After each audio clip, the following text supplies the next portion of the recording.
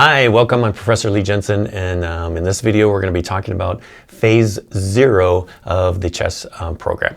So to get started, we're going to go ahead and navigate up to the instruction found up on GitHub, and we're going to look at the chess link here that tells about all the different phases that are included within the chess program that you're building.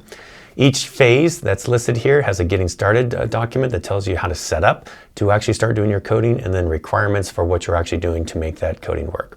So let's go ahead and navigate into the getting started portion. Here it's going to tell you right away that the first step that you need to do is to make a copy of the course repository for the chess program into your own GitHub account. So if I navigate there, it'll tell you why GitHub's so cool and why you want to make sure that you commit a lot while you're doing all your work.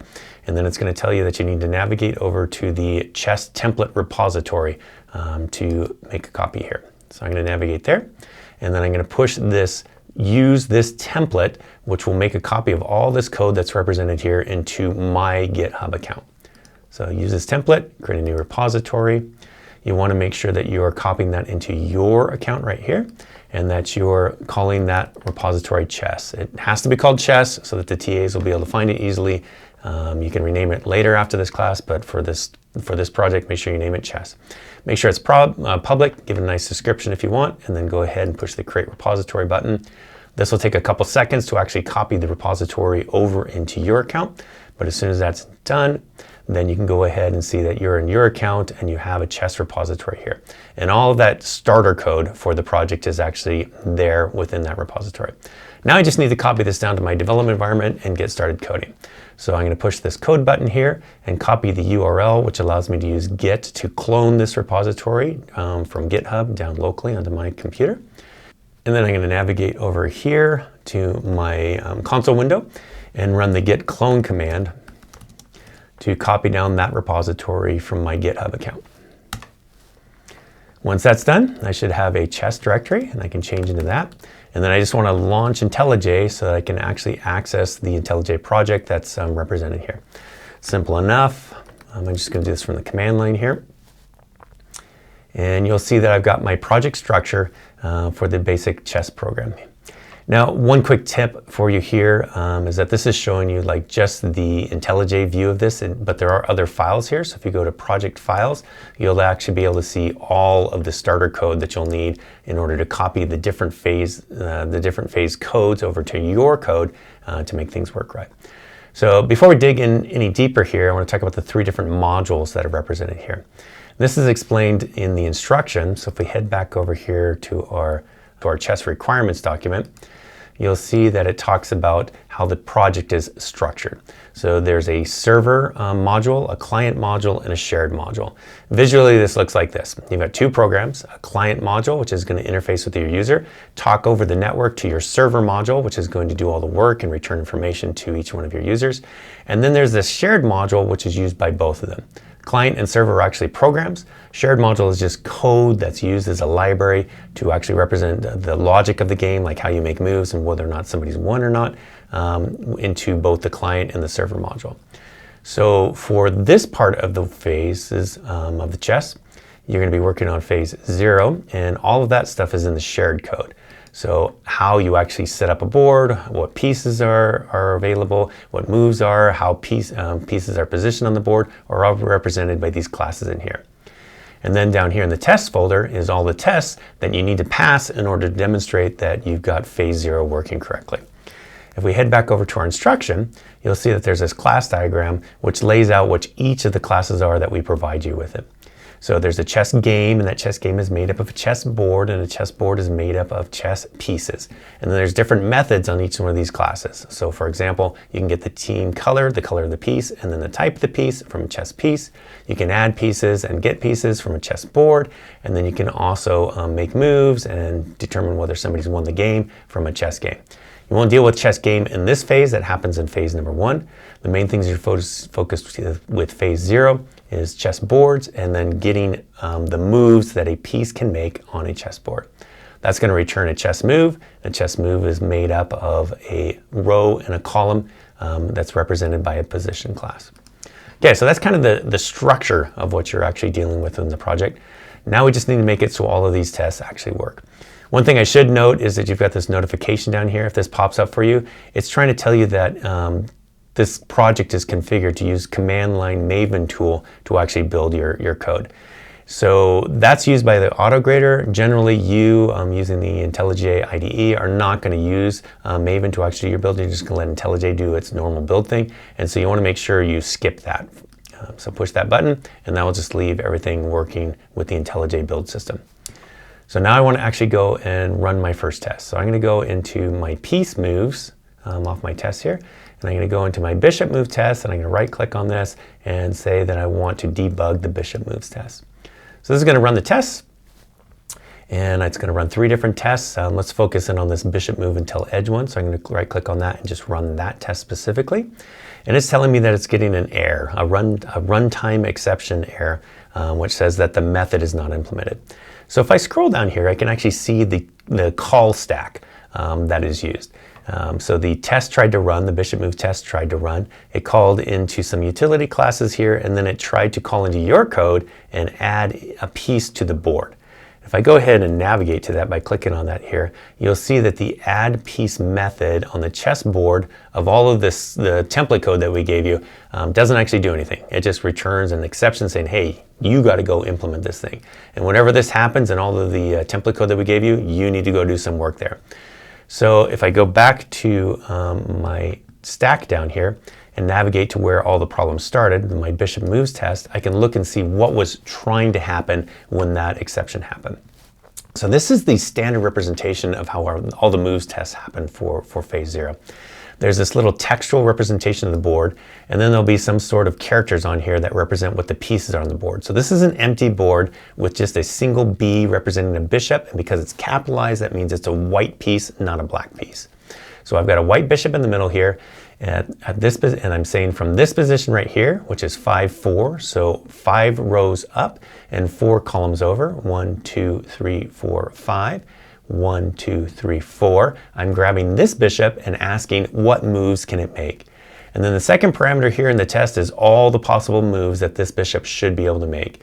So if I go 6, 5, go 1, 2, 3, 4, 5, 6, and then over column 1, 2, 3, 4, 5, a bishop should be able to move diagonally to this position in order to provide all the different moves it can make. So the test will work when we return all of these proper moves here to the testing framework with a call to get the moves. So let's go and try and implement some of this stuff so that we can actually make the test run. So if I click on the chess piece moves here and I look at the add piece call of chessboard, I can see that I've got a chess board, but I don't actually have any data structure represented here. So the first thing I want to do is actually create the data structure. So a board is made up of chess pieces. So I want to have a 2-dimensional array. I'm going to call it something like squares and assign that to a new chess piece. I'm going to allocate the memory for it. So I want 8 by 8 because chessboards are 8 by 8. And that will give me an empty board to start with. And then if I'm adding a piece to it, I can come here and access my board, squares, and I can access my position based upon that position. I'm going to get, remember, rows are first, so I'm going to get my row, and then I'm going to do my position and get my column, and I'm going to assign that position to the piece that actually gets passed into me. Okay, so that should do it. I've got a basic structure here. You can do whatever you want here, but a 2-dimensional array is a really obvious and easy thing to actually implement. And I'm just going to access into that 2-dimensional array that got allocated when the object was created, and I'm going to put the piece at the row and column specified by the chess position. Now, one thing you want to notice here is that Java is 0 based in its arrays. So even though I'm putting 8 here, the index into that is 0 through 7, and then the positions that are being passed in by our tests here are 1 based. So if I just blindly took whatever position was here and I was asked to put something at position 8, on the chessboard, then that would actually overflow my array here. So I need to do a conversion here to take it from that 1 based index into a 0 based index. So I'm going to go ahead and put a -1 on each of these.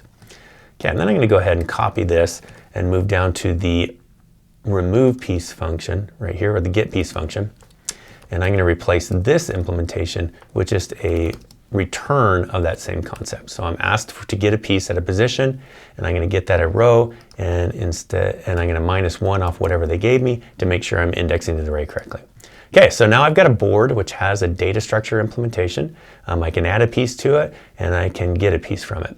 There's also this reset board thing. You'll have to implement that later, but for this test, that one's not going to matter. So let's go ahead and try and run our test again.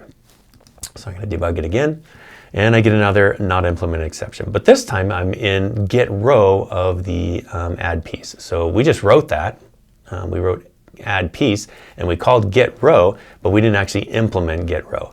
So let's navigate over there into our position class and see that yes, we have a constructor for chess position, but we don't remember what those fields are, and we therefore don't ever return it. So I'm going to use IntelliJ to make this a little easy for my implementation. And I'm going to come here to my chess position, and I'm going to tell it to bind my constructor parameters to fields for the class. So this is going to write just simple code for me. So now I've got my rows and positions remembered in my object instance in my row. And then I can go ahead and return these. So I can go return row, and then I probably want to come down here to column and do the same thing. So we're going to return our column, and that should make it so that class is working correctly. So let's go ahead and run again. Come over here, debug it, and now I've got a different not implemented. This time it's on piece moves. So if I go to that class and look here at piece moves, I can see that the test is calling in to my chess piece, and it's saying that it wants some moves out of it, but I'm not actually returning any moves to it. So we can hack this right now just to get the test up and running and make sure that we're going right. So I'm going to go ahead and I'm going to return just an empty list of moves. It's expecting a collection of chess moves, and so I'm just going to call into the list class, and I'm going to ask it to make an empty array of lists. Now I'm getting an error here because it wants to actually import that definition, so I've got to go ahead and do that. So I'm just going to hit that keystroke to implement that. If I go back up to my top up here, you'll see that I have now implemented the list class into here, which makes it so I can return an empty list. All right, so I'm feeling better. We've got a few things implemented, just basic kind of data structure stuff. Let's go see if our test will run now. So still getting to not implemented. So let's go over to chess move and see what is the problem with that one. So it's getting the start position, and it probably wants an end position and probably wants a promotion type 2 to see if, like, you know, it's actually returning. So I returned an empty array, but I still need to implement some sort of chess move. So let's go ahead and play the same game here and implement our chess move basically by binding our constructor parameters to fields. We want to do all of those, and then I'm going to go ahead and return each of these. So I'm going to return my start position, and in here I'm going to return my end position, and I probably want to return my promotion piece type. Now, not all pieces can promote, but if you've got a pawn moving to the end of the board, then you need to specify as part of the move what piece you want to promote to. So in this case, I'm just going to return whatever was passed into it, promotion piece, and now I've got that one implemented. All right, let's try it one more time. Hopefully that'll be enough. Let's go ahead and run it. And now I'm getting a different error here. So instead of getting a not implemented error, I'm actually getting a comparison here that I'm expecting these different chess moves, and I'm actually returning none. And I am returning none because in my chess piece implementation, I just return an empty list. We'll fix that in a minute here, but I want to make this easier to read before I go much further. I want to change this so that it's not just a chess move class name that's represented here, but I actually want to show what the move position would be. So in order to do that, I need to implement the toString method on the classes that I care about. So I'm going to go down to my chess position class, which is this one right here. And this thing just has a row and a column, and I just want to have a toString that returns something intelligent here. So I can have IntelliJ help me out if I right click and go to generate and tell it to generate a toString method that returns both the row and the column, and that looks great. It's kind of verbose. I don't really like that representation, so I'm going to make it look a little prettier by using the string format method, and I want it to return like this indexy like column representation with a digit and a decimal value, and then I'm going to return both the row, because that's first, and then the column for that representation there. Now that's good for the chess position, but I need to make sure that on my move class, I do a similar thing because that's actually what's being presented or written here. So let's click here, generate our string for a chess move, play the same game here of replacing this with something that's a little less verbose. So I'm going to use the string format method. And here I've just got two chess moves, or chess positions. So I just want to use two strings, which represent the starting position and the ending position. And then I just have to call into my starting position class. I don't even have to say toString on it because the format function will call toString on it, and my end position. Now I'm not representing the promotion type. Later on when we actually do something like a pawn that you want to represent as promotion, you might want to add that to your toString here. But this is good enough to get us started with just representing what a bishop move list looks like. So let's go ahead and run our tests again. And now I've got some really pretty representations. So I'm expecting to start at 5-4 for all of my moves across here, and then the different destinations. So this one here is expected to go to 1-4. So that's row 1, column 8, which is going to be all the way over on the right. And I'm not returning anything right now. So that's cool. We can now start to write our logic that will fill in and give us something interesting here. Now, in order to properly document your authorship and also make it so if you lose your code or you get down a wrong path, you want to make sure that you're using Git extensively. So this is a great point to actually come over here and commit the changes that I've made so far. I've got my first test running, although it's failing. I've got my template project copied over here, and I want to make sure that I don't lose any of that. So I'm going to go look at my changes that I made here and see that yes, I created my basic board and added in those methods for both adding and getting a piece on that. That looks good. Over here on my chess move, I can come down here and see that I added in those ability to have those fields for my chess move. Same thing with chess piece. But I also added in just an empty returning on the get the piece moves function, and my chess position has those values being returned there. Okay, that all looks good to me, so I'm going to go ahead and select that. I'm going to add a good commit message here, so I'm implementing phase 0 basic move functionality. Okay, and I'm going to commit and push that up to GitHub. Okay, it's telling me I got some warnings of things I haven't implemented yet. You want to look and see what those are and make sure that you're okay with them. But I'm going to go ahead and push that and commit it right now, just for the brevity of this instruction. Okay, so now we're good to go. Let's do a couple more things before we wrap up. Let's head back over to our chess piece and actually return something interesting here. So I've got a board that's being passed in, and then I've also got a position on that board, and I want to get all the moves for the piece that's at that position right there. So the first thing I want to do is call into my board class and get the piece that's actually at that position. And we wrote that earlier. It was like one of the first things we did. And then I can pass in my position here, and actually that should return to me a chess piece. So this is our piece. I'm going to put that on there like that.